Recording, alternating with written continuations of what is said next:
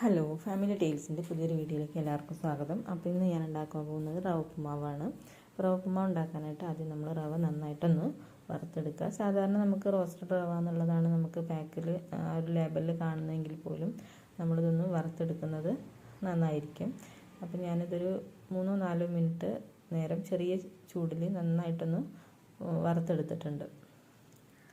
വറുത്തെടുക്കുന്ന സമയത്ത് അധികം ചൂട് അല്ലെങ്കിൽ തീ കൂട്ടി വെക്കേണ്ട കാര്യമില്ല. ചെറിയ തീയിൽ ഇങ്ങനെ വറുത്തെടുത്താൽ മതി. അതിൻ്റെ ഒരു മണമൊക്കെ അങ്ങനെ വരുന്ന സമയത്ത് നമുക്കത് ഓഫാക്കി വേറൊരു പാത്രത്തിലേക്ക് മാറ്റി വയ്ക്കാം.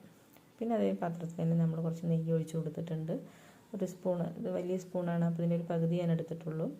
പിന്നെ അതുപോലെ തന്നെ കുറച്ച് വെളിച്ചെണ്ണയും കൂട്ടിയിട്ടുണ്ട്. രണ്ടും കൂടെ മിക്സ് ചെയ്തിട്ടാണ് ഞാൻ സാധാരണ റവ ഉപ്പുമാവ് ഉണ്ടാക്കാറുള്ളത്.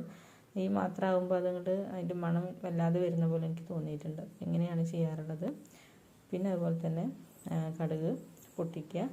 കടുക് പൊട്ടിച്ച് അതിലേക്ക് കുറച്ച് ഉഴുന്ന് പരിപ്പിട്ട് കൊടുക്കുക. ഉഴുന്ന് പരിപ്പിട്ടതിന് ശേഷം ഒരു വലിയ ഉള്ളി ചെറുതാക്കി അരിഞ്ഞത് നമ്മളിതുപോലെ ഒന്ന് വഴറ്റിയെടുക്കുക.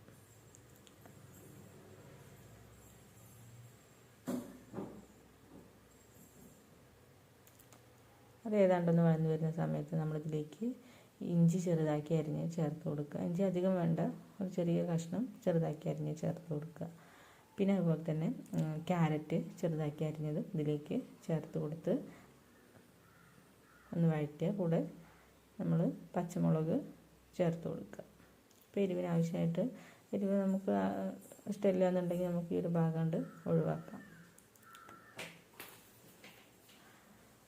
അതിന് ശേഷം കറിവേപ്പില ചേർത്ത് കൊടുത്തിട്ടുണ്ട്. പിന്നെ അതൊന്ന് വഴറ്റുക. പിന്നെ കുറച്ച് ആവശ്യമായിട്ടുള്ള ഉപ്പ് ഇതിലേക്ക് ചേർത്ത് കൊടുത്തിട്ടുണ്ട്. ഉപ്പും ചേർത്ത് നന്നായിട്ടൊന്ന് ഇളക്കി കൊടുക്കുക.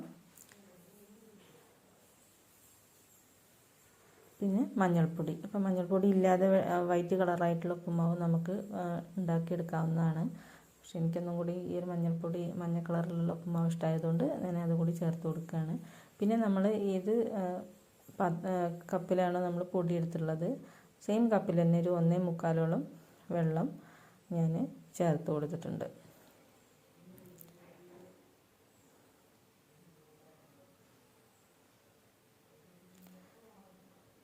നന്നായിട്ടൊന്ന് തിളച്ച് വരുന്ന സമയത്ത് കുറച്ച് നെയ്യും കൂടെ ഞാനിതിലേക്ക് ചേർത്ത് കൊടുത്തിട്ടുണ്ട്.